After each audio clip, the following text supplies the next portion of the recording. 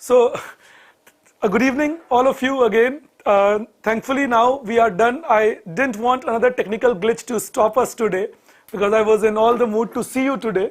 So, we can now get rid of this. And I will talk to you today on Chapter 4, Economic Survey. And we will go on from here. We will talk Chapter 4, Chapter 5 and Chapter 6 Economic Survey in the next 3 days. And hopefully that should then take us through. So good evening everyone joining me now. Good evening all of you, and it's actually great to see you all here.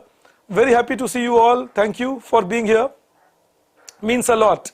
You know, it actually means a lot. Thank you for confirming that you can hear me. Thanks a lot. So good evening all. I think we can meet you all. So good evening everyone. It's actually wonderful that so many of you have been able to find time to be with me. And it motivates me, no doubt.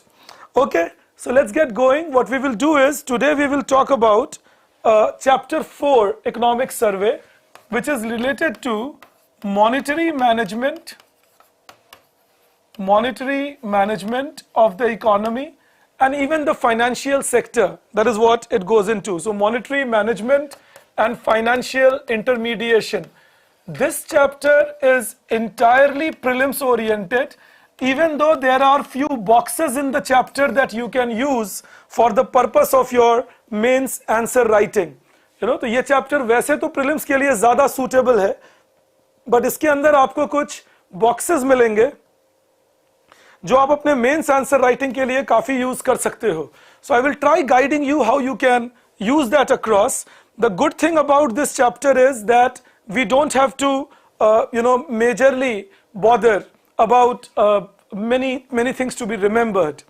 So, the first important part in this chapter is measures taken by RBI. जो पहला important है, वो है measures taken by RBI for liquidity management.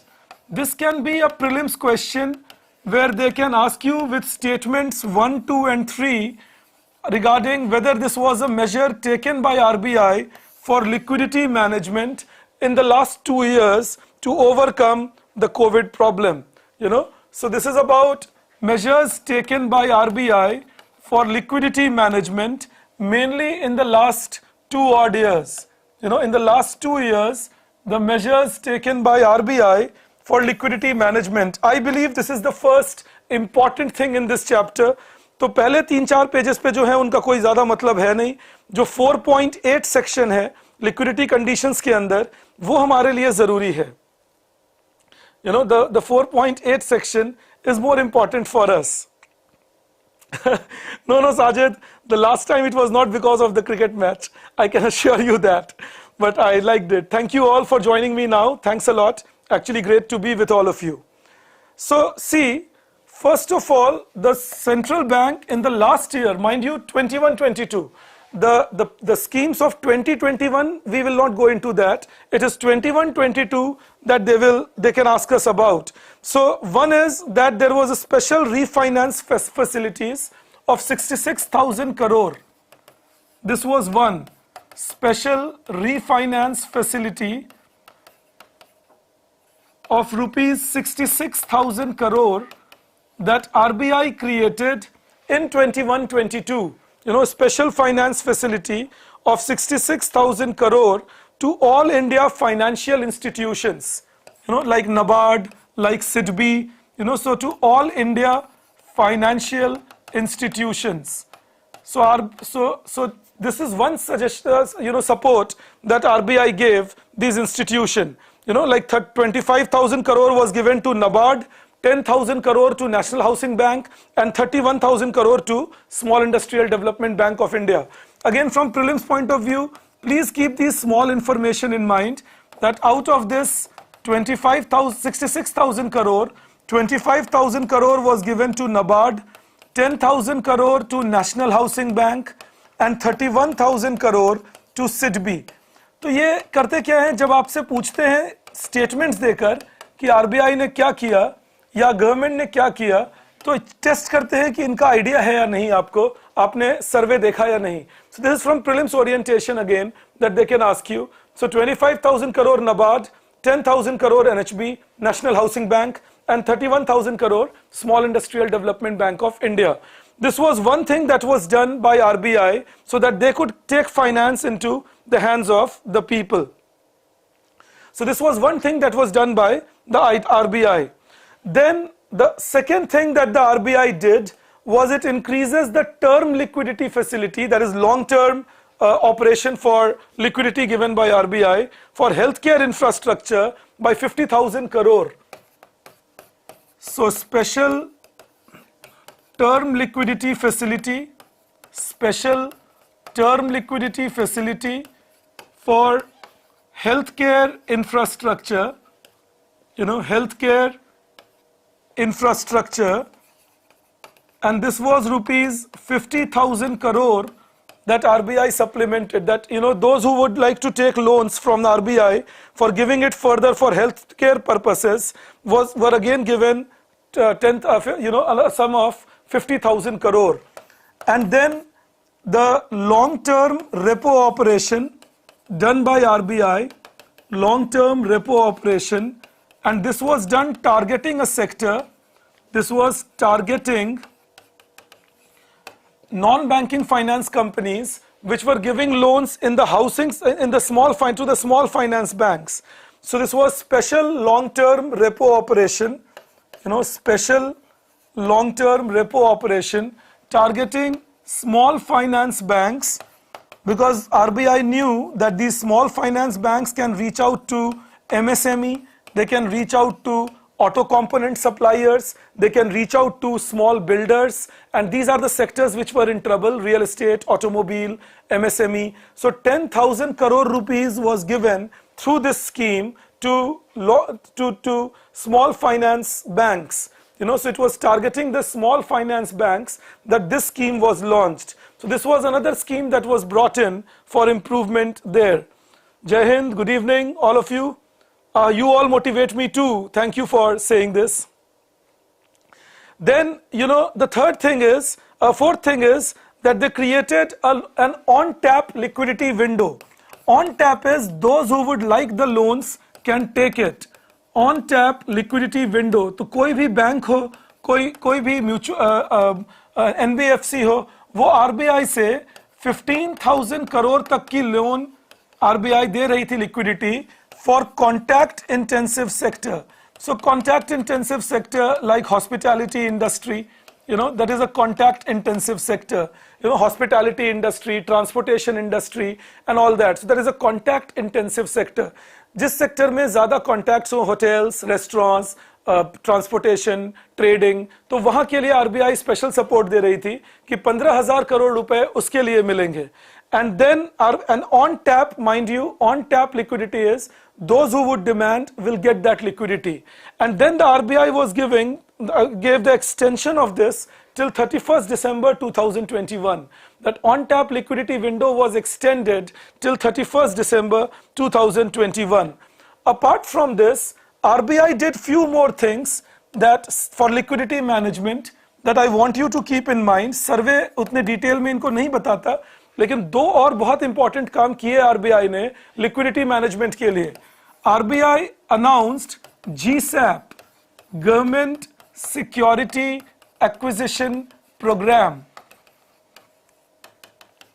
So this is one thing that RBI announced, GSAP. This is pre-announced buying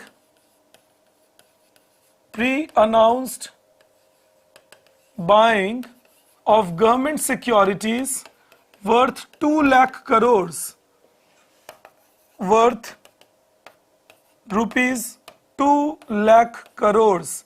It was GSAP 1 and GSAP 2 that RBI had announced. That in GSAP 1 they said they will buy 1 lakh crore and then 1.2 lakh crore in GSAP 2.0. That will include the development loans of state government also. So actually it was 2.2 lakh crore that they did. That in GSAP 1 they said 1 lakh crore and in GSAP 2 they said another 1.2 lakh crore. So GSAP 1 they said 1 lakh crore And in GSAP 2, 2.0 and 1.0, that is, they said another 1.2 lakh crore. So huge liquidity infusion by RBI, but gradually RBI realized that this GSAP is creating excess liquidity, but there are not enough takers, especially with the second wave of COVID hitting India badly. So RBI introduced variable reverse repo auction. So this is last but not the least of RBI, variable reverse repo operation every 14 days to buy, to allow banks to park their surplus liquidity. So to sell government securities to banks, giving them an opportunity to banks to reduce surplus liquidity. कि GSAP और बाकी liquidity programme से जो surplus liquidity हो गया था उसको रोकने का तरीका था ये वेरिएबल रिवर्स रेपो ऑक्शंस, कि जब इकोनॉमी में ज़रूरत से ज़्यादा लिक्विडिटी हो गई और ऐसा डर हुआ कि इसको यूज़ किया जाएगा स्पेक्यूलेशन के लिए, the fear was this money can be used for speculation, RBI introduced this variable reverse repo operation. Every 14 days they would conduct it to make sure that liquidity can be managed well in the economy. So that was another thing that we need to keep in mind. Then remember, this is one thing that is important. These are the 6 points that are important, nothing else from the section. Then another thing from prelims point of view, a small thing which is important for you will be that they mention that gross NPA ratio, that is NPA as a ratio of total loan extended. This is gross NPA as a ratio of loan or credit extended. They said that in 2020-21, this ratio was, it has been declining continuously since 18-19 and reduced from 7.5% to 6.9% in last 1 year. So continuously declining. These are the facts you should keep in mind from prelims point of view. So continuously declining since 2018-19, it peaked here, and then September 2020-21 year, we had this at 7.9%, the gross NPA ratio, and this suggests 7.5%, and this suggests that this has come down to 6.9%. So in September 21-22, this came down to 6.9%, and net NPA in September 21-22 was 2.2%. Of course, this is also because of the forbearance, that is, सरकार ने allow किया कि कुछ NPAs को recognise मत करो और कुछ जगह पर मोरेटोरियम कर दिया. मोरेटोरियम का मतलब कि अभी आपके लोन को नॉन परफॉर्मिंग असेट के रूप में रिकॉग्नाइज नहीं किया जाएगा और आपको बैंकरप्ट डिक्लेयर नहीं किया जाएगा. So government has promoted that, and they have restructured also the assets of the banking system. So we see that the restructured standard advances of the scheduled commercial banks have gone up. That shows that NPA problem is coming down, but not yet resolved. Restructured, assets. Restructured means those loans which you have not yet identified as NPAs, but which are not coming back to you. So restructured standard advances, those loans which you are not identifying as NPA, but they have already started defaulting on your system. So restructured standard advances have increased from 0.4% to 1.5%. Now that shows that this looks nice, but up to 1.1% increase can happen, क्योंकि जो आप कहते हो restructured है, जिसे भी आपने कहा restructured standard advances, इसका मतलब वो लोन जो आपने दिया वो लौट कर नहीं आए, लेकिन उनको आपने एनपीए रिकॉग्नाइज नहीं किया, उन्हें रीस्ट्रक्चर कर दिया, नेगोशिएट कर लिया और बोला कि ठीक है बाद में ले लेंगे, अभी के लिए आपको हम टाइम दे देते हैं. So restructured advances mean that you recognize the loan didn't come back, you did not recognize it as NPA, and you kind of said that, all right now we are foregoing it, but we will collect it later. That is the idea. Maya Marud, thank you all for coming over. Variable reverse repo, Narayan Rao, is where the reverse repo rate would keep changing, unlike the reverse repo announced by the RBI. So that is the idea of a variable reverse repo. Now see, so these are the facts again that you should keep in mind. Then there is a box 1 in which they have given some details on National Asset Reconstruction Company Limited. So there is a box 1 where they give some details on National Asset Reconstruction Company Limited and India Debt Reconstruction Company Limited. That these are the two things that they have talked about, that there is India Debt Resolution Company Limited and National Asset Reconstruction Company Limited. Again, some facts you should keep in mind with your prelims in system. So NARCL incorporated from 7th July 2021 under Companies Act and registered with RBI, that is got permission from RBI to act as an asset reconstruction company on 4th October 2021. NARCL को incorporate किया गया 7th July 2021 को और RBI के साथ ये registered हुआ 4th October 2021 से. So NARCL registered from 7th July 2021, incorporated with RBI as an asset reconstruction company from 4th October 2021. Incorporated means now the RBI recognizes it as an asset reconstruction company, implying that now they can buy asset from the banks, the other creditors, and use them to recover those loans. Asset reconstruction companies वो companies होती हैं जो बड़े capital से backed होती हैं और उनका काम होता है बैड लोन्स, दैट इज जो लोन्स नहीं चुकाए जा रहे उन्हें खरीदना मार्केट से और फिर उनकी रिकवरी करना और उससे प्रॉफिट कमाना.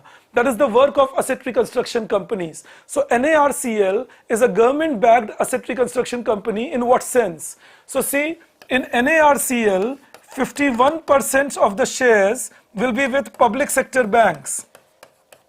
So public sector banks are contributing 51% shares.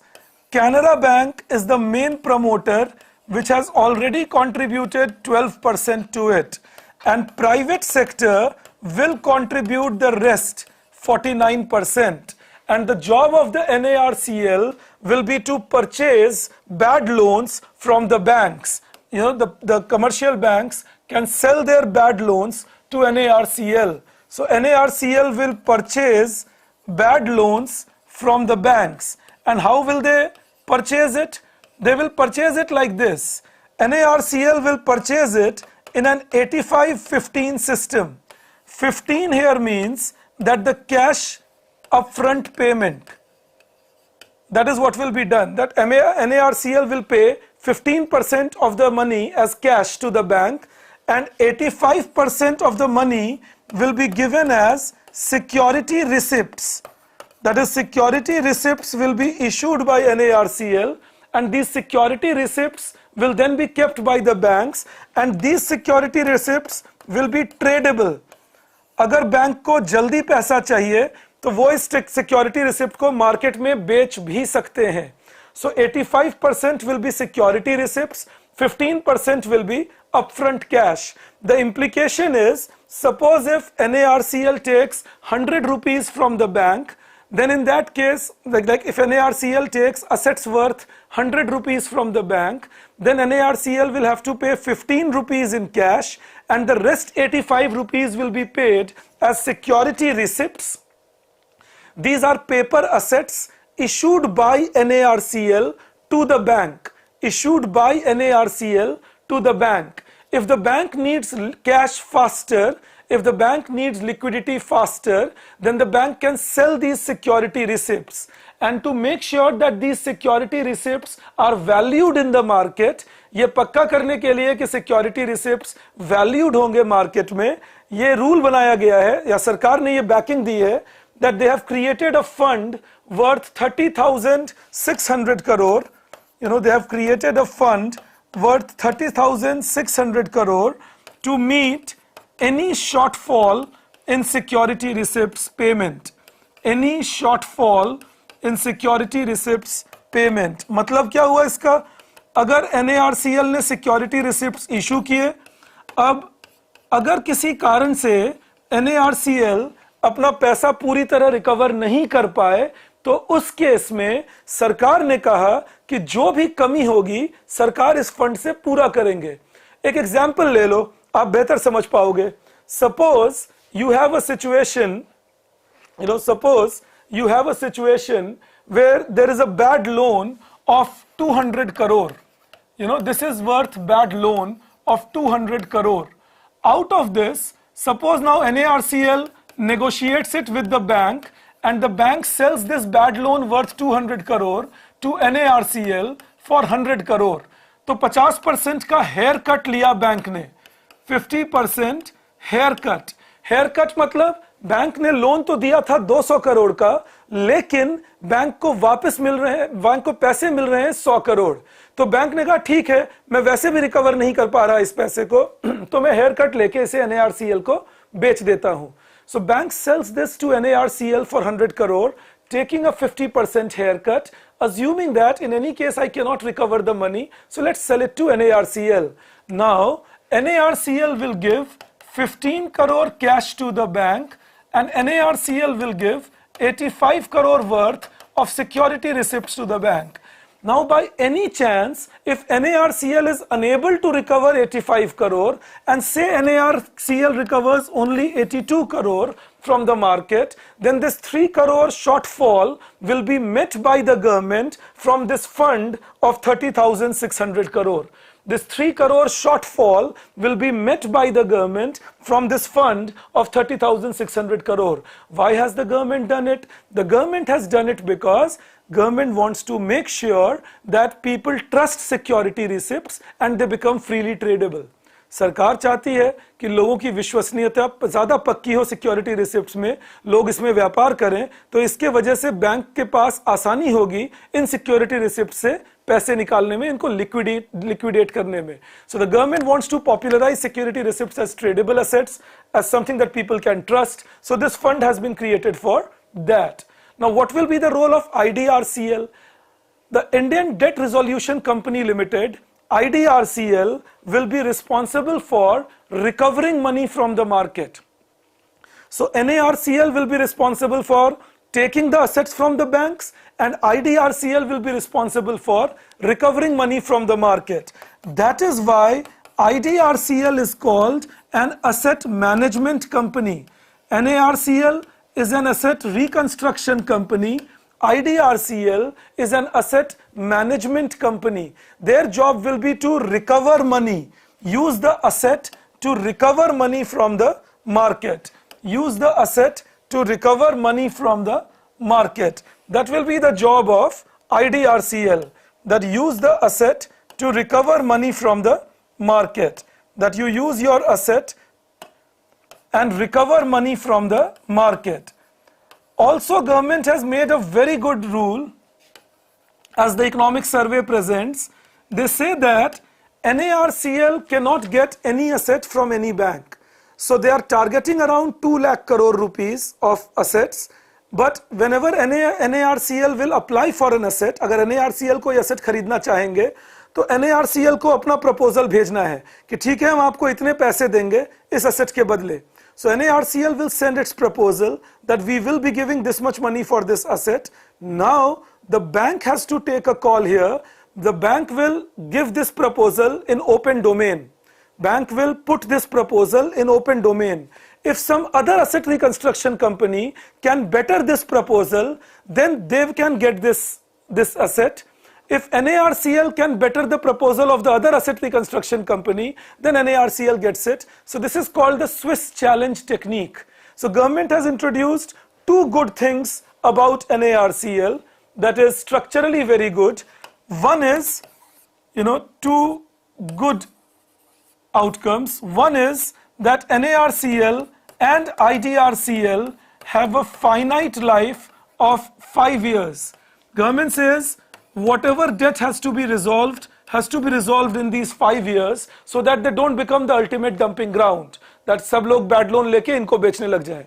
And second thing they say is that there will be a Swiss challenge method in resolving the assets. Swiss challenge method. So what is that Swiss challenge method? Suppose NARCL says that we are going to give you 100 rupees for a 200 rupees asset or 200 crore asset. We'll give you 100 crore. The bank won't immediately sell it to them. Bank will put it in the public domain and say that, look, we have got an offer from NARCL for 100 crore. Can somebody better this? So somebody can come in and try bettering it. But then in that case, in case somebody says, no, we are willing to pay 110 crore, then the bank will ask NARCL, can you better 110 crore? If NARCL says, all right, we'll pay 120 crore. So that way the auctioning will happen, and that is called the Swiss challenge technique. So the best auction will finally win the deal. IDRCL will not be public sector bank owned entirely. 49% share in IDRCL will be public sector banks and 51% share of the private banks. So again, this is the information that survey gives you. Please keep it in mind. This will be relevant. This is something that is pretty relevant from your prelims and mains both point of view. Bad banks are ARCs, Udayan. ARC is a bad bank. The only difference is that in case of a bad bank, we generally believed that it's about government that is backing it up. The banks have already provisioned for those loans, Sajid. They have already been provisioned 100%. So banks don't have to incur any new loss. Yes, it can be done like that, Abhishek. All right. It is done entirely like ARC, no doubt about it. Okay. Then, the other important thing is box 2. The other important thing in this chapter is box 2, which is a talk on deposit insurance. अब ये company बनी थी 1961 में, लेकिन अभी भी हम इसकी बात करते हैं. So deposit insurance and credit guarantee corporation amendment act 2021. Deposit insurance and credit guarantee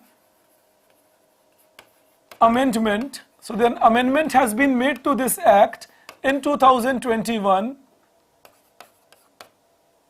And that is important. The act was in 1961, of course.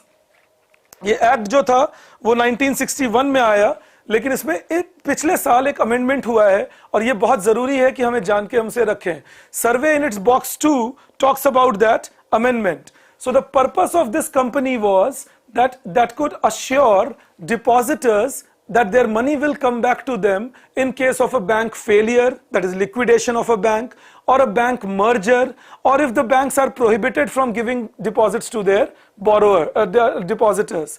अगर बैंक के ऊपर कोई restriction लगाया RBI ने कि आप depositors को पैसे नहीं दे सकते, या बैंक failure हो गया, या फिर बैंक का merger हो गया, तो depositors के पैसे ना डूबें, उसके लिए ये act बनाया गया.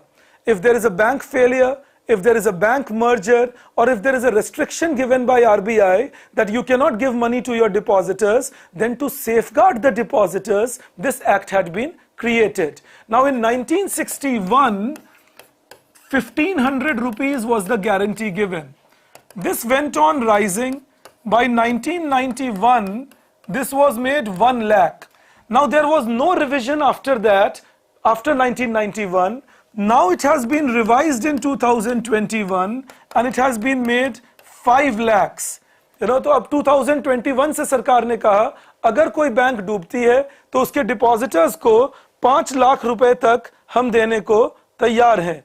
If the bank does badly, then the depositors will get up to 5 lakh rupees from our side.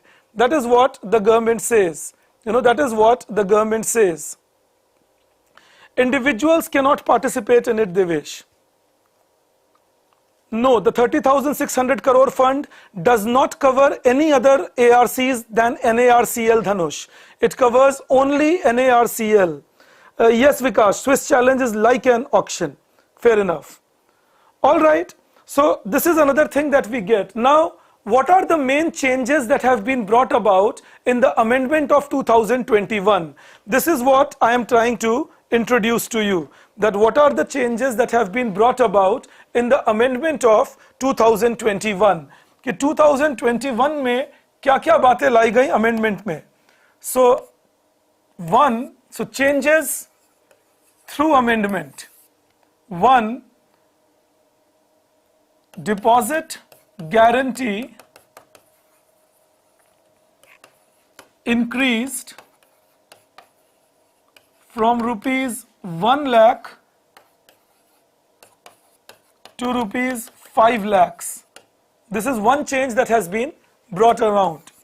Then interim payment allowed. If by any reason the bank is under liquidation, then the depositors can be paid in the meantime. That is, depositors can be paid if the bank can be paid even before resolution of bank's insolvency. So interim payment is allowed. This is a new thing and a very important thing. Interim payment is allowed. This is a new thing and a very important thing that has been introduced. And this interim payment now needs that means that if RBI puts a moratorium, जैसे Punjab and Maharashtra Cooperative Bank पे लगा दिया था. So if RBI puts a moratorium somewhere, then at least in that case, the depositors will not have to suffer and some money can be paid to the depositors. And another good thing that has been introduced is that there is a timeline that has been fixed for repayment. So that is another good thing that has been introduced, timeline for repayment.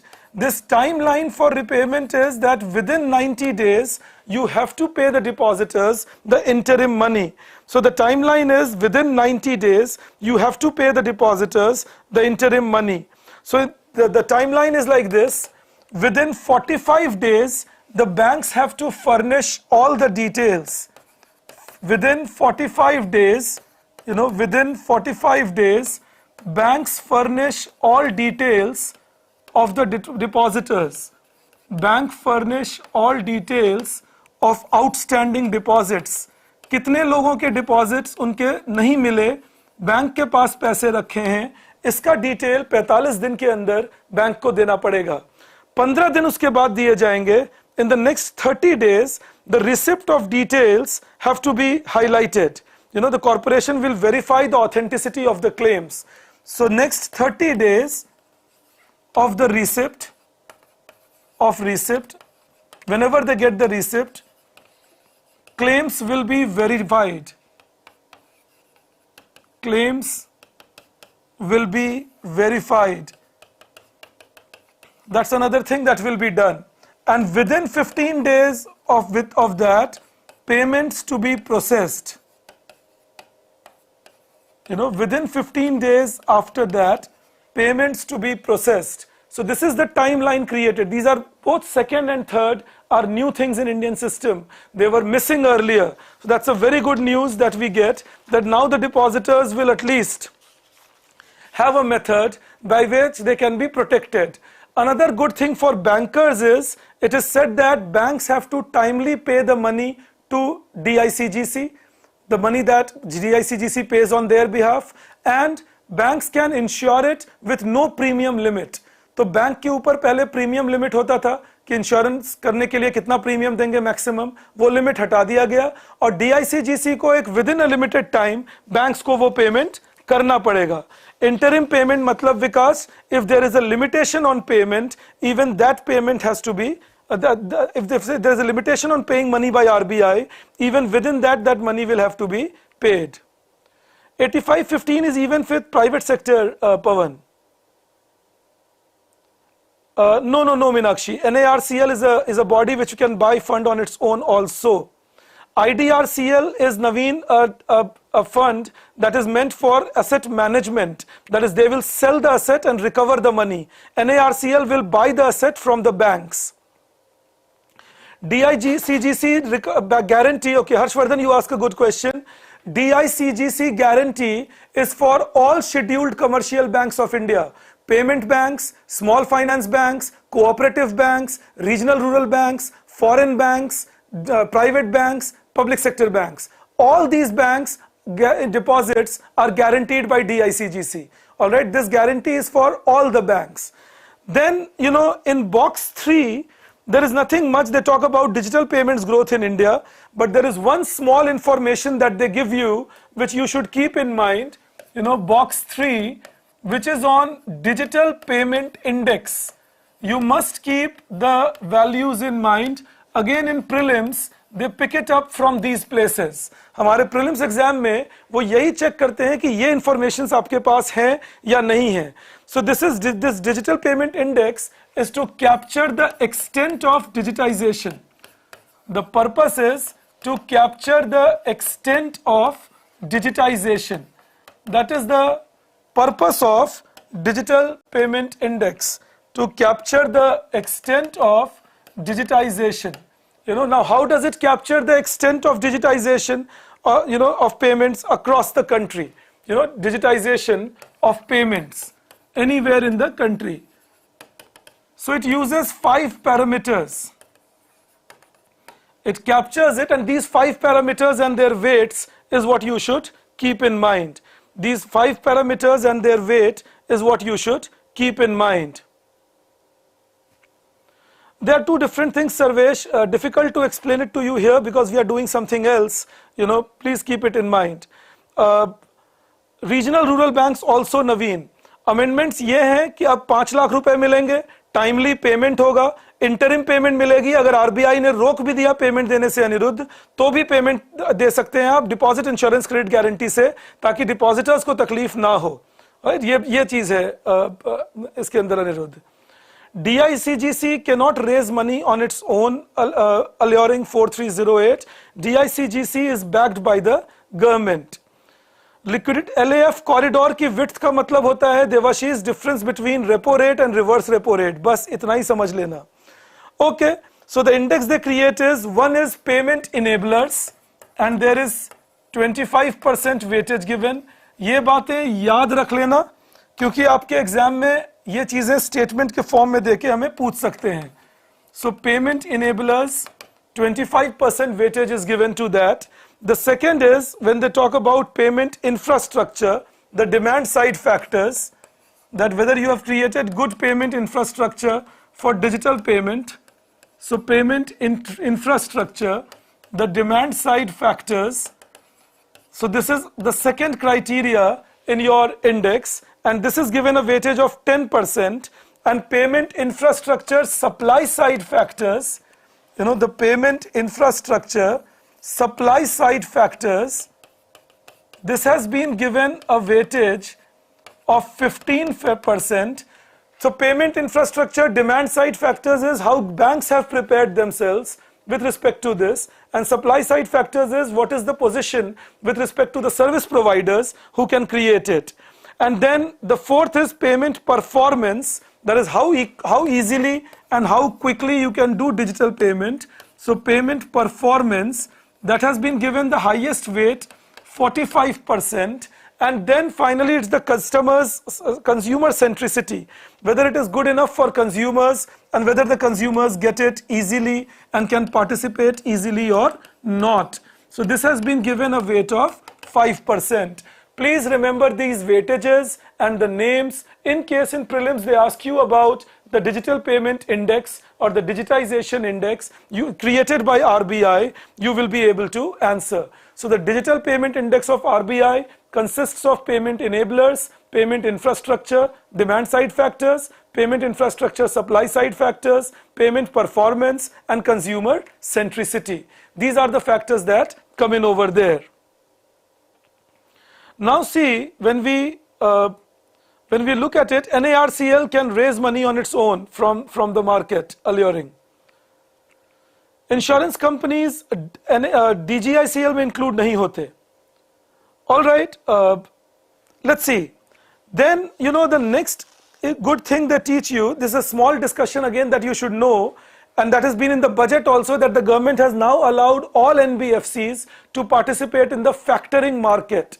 So this is another thing that I would like you to keep in mind, that is with respect to factoring in India. So that is another thing that I would like you to keep in mind. This is with respect to factoring in India. Now, please understand this.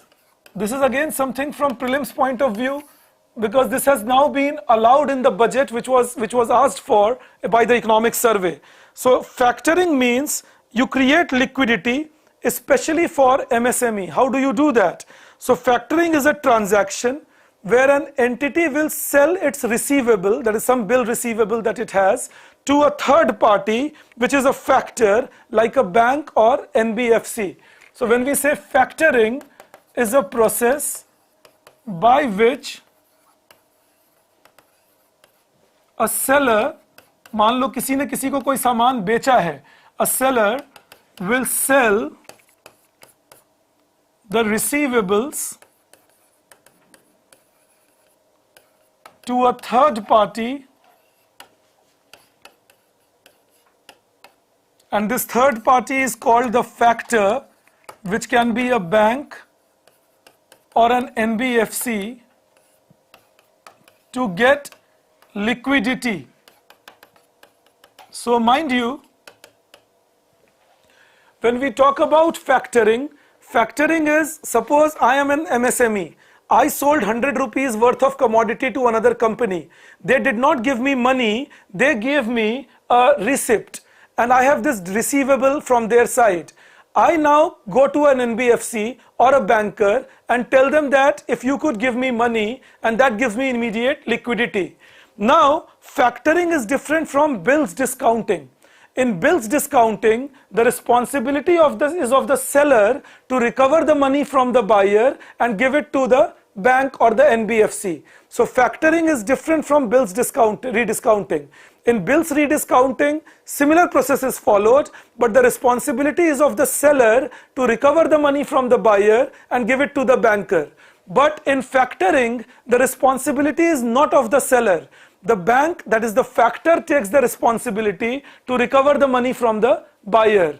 तो factoring ज्यादा आसान तरीका है पैसे निकालने का, लेने का, जो सेलर है उनके लिए.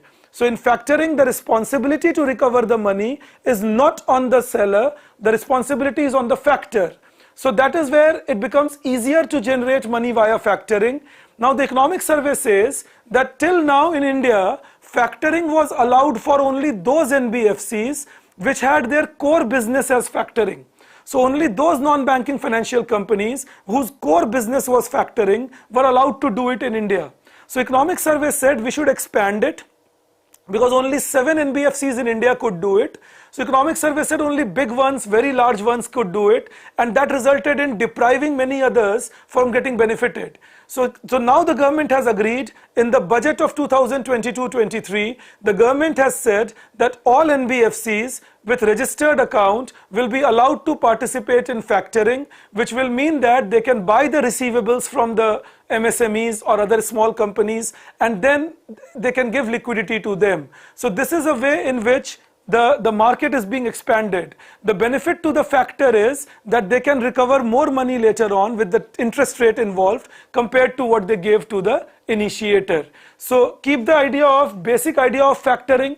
The problem earlier was very less number of NBFCs participating. Now with the budget proposal 2022-23, more NBFCs will be allowed, creating more liquidity for the MSMEs, resulting in larger participation of MSMEs in the formal system of selling their commodity, taking a receivable, and then getting liquidity out of that receivable. Just this much you should keep in mind. The box has many other things. Please do not read them. You will not be required in your examination. So please do not spend your time unnecessarily reading through that. Not needed at all. And then, you know, there are two things actually that they tell us in insurance sector. Again, from prelims point of view, I need you to know the concept of those two things. You know, the concept of those two things. That is, the two things that takes place here. It is missing me badly, Yogendra. Factoring is like normal trade discounting, alluring 4308. It's not selecting EMI via bank, you know. It is that if you have sold your commodity, Chaitanya, then the bank will pay the company the money on the trade receivables that they have. That is what factoring is about, Chaitanya. Now see, on insurance sector, they give us some information that you should keep in mind. In insurance sector, they give us some information that you should keep in mind. This is with respect to an insurance. This is with respect to the insurance density and insurance penetration in India. This is what you should keep in mind in case again in prelims they ask you a question. So insurance penetration is percentage of insurance premium to GDP. When you see the word insurance penetration is the percentage of or the proportion of insurance premium to GDP. The proportion of insurance premium to GDP. This is one thing that is called insurance penetration. Now, the survey says that insurance penetration has increased from 2.7% in 2001 to 4.2% in 2020-21. So the survey says that there is some increase in insurance penetration from 2.7% to 4.2% between 2001 and 2020.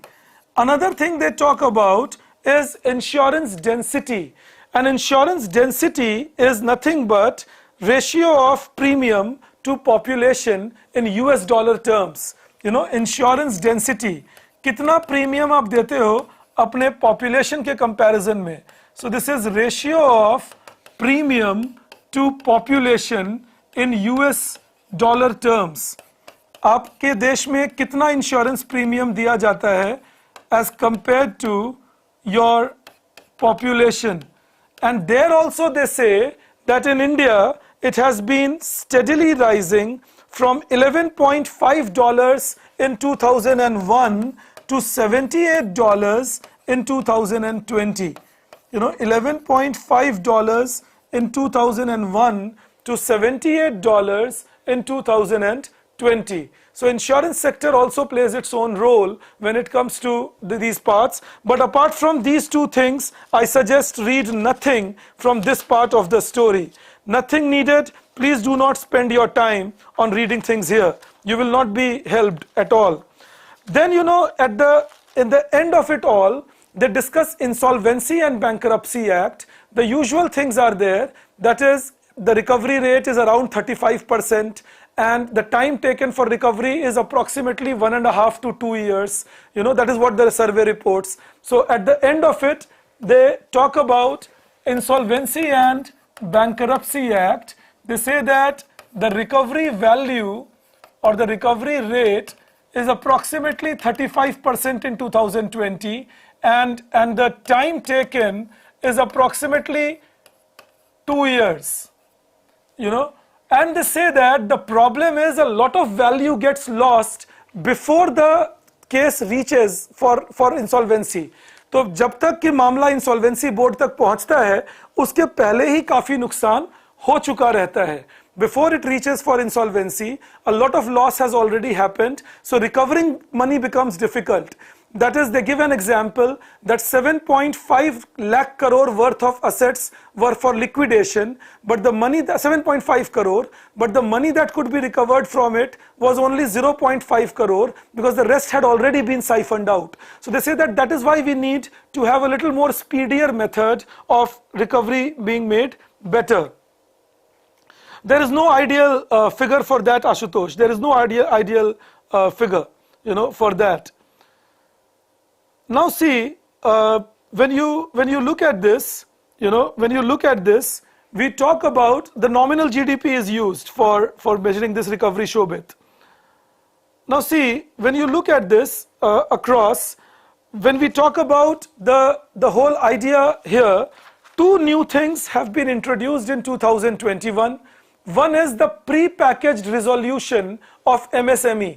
So two new things have been introduced under this. One is pre-packaged resolution. So pre-packaged resolution means that the MSME doesn't have to now go to NCLT and spend time with the insolvency resolution professional for 180 days, and in the meantime they have lost their control on the assets. So pre-packaged resolution means that MSME can accept a pre-packaged deal which they can also propose, even they can propose, and this can be resolved in 120 days. The benefit is that creditors have more chances of getting their money because now NCLT is involved and time period is now limited. More chances to recover their money. So creditors have more chances to recover their money. But the good thing is debtors don't lose control on their asset. नहीं तो insolvency and bankruptcy act में ये rule है कि debtors जो हैं वो अपने असेट पे कंट्रोल लूज कर जाएंगे. So debtors don't lose control on their asset and creditors don't lose the hope of getting their money. So it has a rigor of formal insolvency resolution, but some informal touch is there such that at least the debtors will know, the loan takers will know that they are not losing their control on the company. So this is again good business thought, because otherwise many micro, small, medium enterprises were taking a lot of time for resolution and it was resulting in loss of value in the market. So there is informality, a flexibility where a corporate debtor, एक loan ली हुई company अपने आप को report करें NCLT के पास, they go to the NCLT, they take 120 days and give them their own set of resolution, and NCLT will allow them to do that if the creditors agree, and in the process they can keep running their company. If they keep running their company, the chances of resolution becomes higher. If they keep running their company, the chances of resolution becomes higher. So this is one change that has been brought about in 2021 in Insolvency and Bankruptcy Act. In the budget of 22-23, the government has proposed something which Economic Survey had talked about, and government has already said they will make a law regarding this. This is about making sure that cross-border insolvency can be resolved. So this is the second thing that comes in, cross-border insolvency resolution.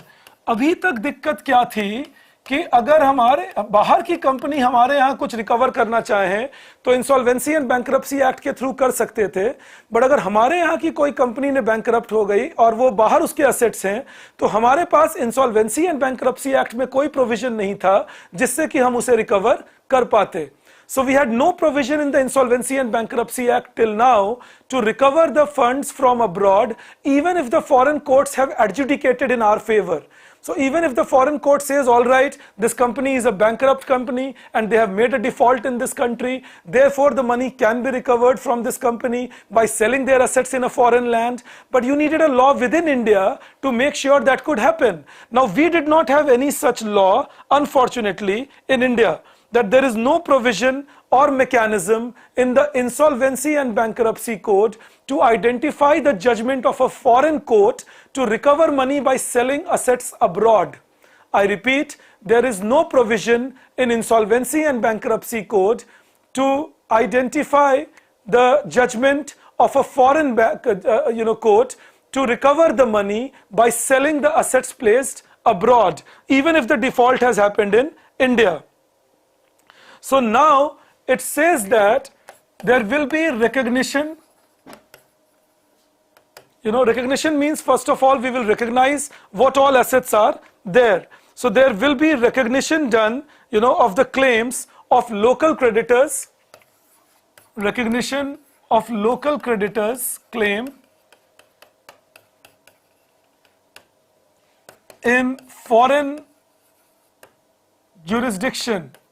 अगर मेरे यहाँ के कोई creditor हैं, loan देने वाले हैं जिन्होंने डिफॉल्ट सहा है, तो फॉरेन जुरिस्डिक्शन में उनका क्लेम रिकॉग्नाइज हो.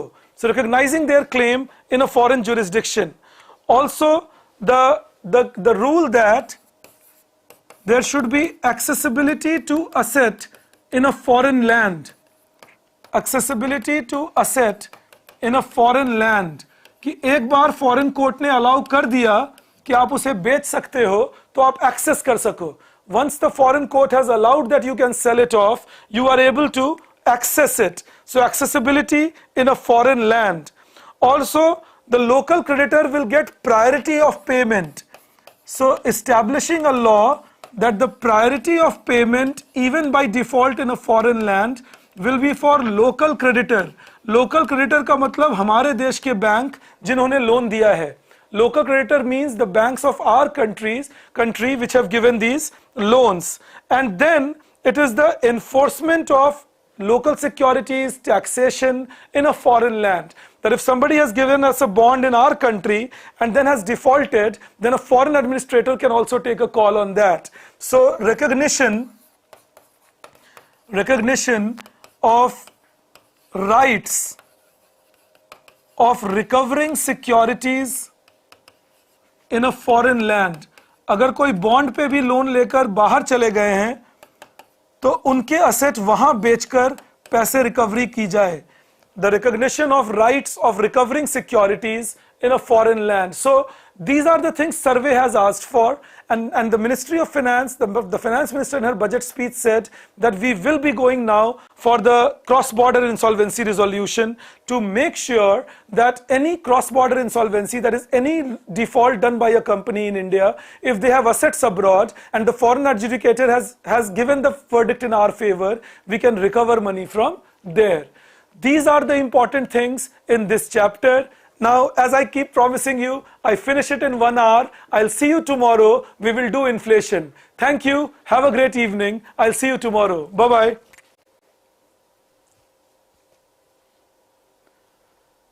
No, Palak, because MSMEs will not gain much by declaring themselves bankrupt. End of the day, they have to pay back the loan. MSF rate minus reverse repo rate सिर्फ India में होता है देवाशीष, तो India के context में ये कह सकते हो.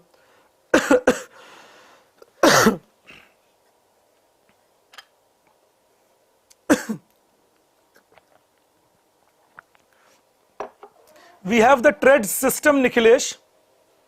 There is a TRED system that can do that. Not much, Abhinav. Only the growth rate per se. So thank you all. Good night then, and I'll see you tomorrow 9:30. I'm switching off. Bye-bye. See you tomorrow. Lots of love. Bye-bye.